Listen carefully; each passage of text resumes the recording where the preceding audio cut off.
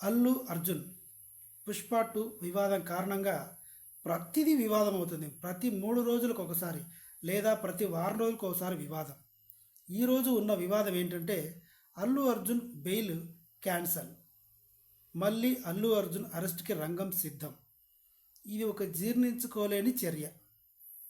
Telangana CM Revanth Reddy గారి ఉద్దేశంలో అయితే ఏంటి, సినిమా హీరో అయితే ఏంటి, పాకిస్తాన్ బార్డర్లో ఏమైనా యుద్ధం చేసి గెలిచాడా, దేశానికి ఏమైనా మోసుకొచ్చాడా, డబ్బులు తీసుకున్నాడు, సినిమాలు నటించిండు, తప్పు చేసిండు, ఆయన వల్ల ఒక ప్రాణం పోయింది, కనీసం ఆమెను పరామర్శించడానికి రాలేదు. ఆమె కొడుకు కోమాలో ఉన్నాడు, కోమాలో ఉన్న ఆ అబ్బాయిని తేజ్ని పలకరించడానికి కూడా అల్లు అర్జున్ రాలేదు.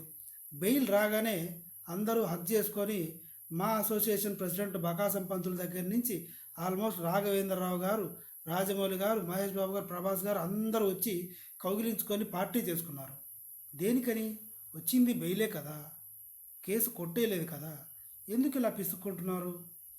చిరంజీవి గారు కానీ, అల్లు అరవింద్ కానీ, పవన్ కళ్యాణ్ కానీ, నాగబాబు కానీ ఎంతో మాట్లాడతారు, ఏమో పీకుతాం పొడుస్తాం అంటారు. కనీసం చనిపోయిన ఫ్యామిలీలో ఓ వ్యక్తి, ఓ అబ్బాయి, ఓ టీనేజ్ అబ్బాయి కోమాలో ఉన్నాడు. ఆ అబ్బాయిని పరామర్శించడానికి ఇంకా రాలేదు. కాబట్టి సుప్రీంకోర్టులో బెయిల్ క్యాన్సిల్ అయ్యేలాగా పిటిషన్ వేశారు. కాబట్టి 2-3 రోజుల్లో లేదా వారం రోజుల్లో అల్లు అర్జున్ని మళ్ళీ అరెస్టు చేయొచ్చేమో. చేసినా ఏముంది, మళ్ళీ బయటకు వస్తాడు, నో ప్రాబ్లం. కానీ ఇక్కడ ఏంటంటే కక్ష సాధింపు చర్యలు. అల్లు అర్జున్ లాంటి స్టార్ వస్తున్నాడు సినిమా థియేటర్కి అంటే పర్మిషన్ అడిగి రావాలి. ఇది అల్లు అర్జున్ తప్పు.